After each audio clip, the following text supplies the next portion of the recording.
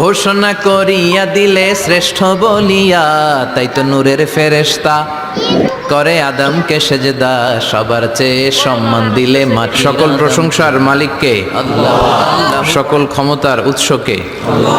কেউ যেটা পারে না পারে কে আল্লাহ, সে আল্লাহর জন্য পড়ছে আলহামদুলিল্লাহ।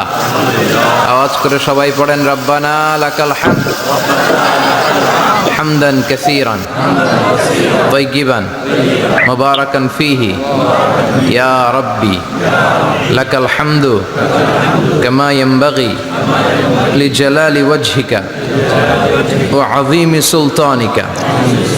লাকাল হামদু বিল ঈমান, লাকাল হামদু বিল ইসলাম, লাকাল হামদু বিল কুরআন। আমরা প্রশংসা করলাম কার? জিকির করলাম কার? সব সময় প্রশংসা করতে হবে কার? প্রশংসা করলে খুশি হয় কে?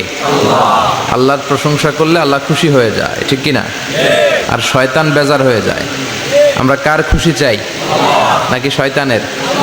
শয়তান যত কষ্ট পায় তত আমরা খুশি। কথা বলেন। শয়তান এই পৃথিবীতে সবচেয়ে বেশি মাজলুল হয়েছিল, অপদস্থ অপমানিত হয়েছিল দুইটা দিনে। এক হচ্ছে বদরের দিনে সে সবচেয়ে বেশি অপমানিত হয়েছিল।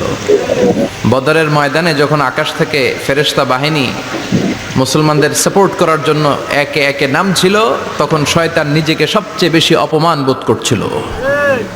আর দ্বিতীয়ত শয়তান সবচেয়ে বেশি লাঞ্ছিত হয় যখন আরাফাতের ময়দানে আল্লাহ তাআলা লক্ষ লক্ষ বান্দাকে ক্ষমার ঘোষণা দেয়। সুবহানাল্লাহ।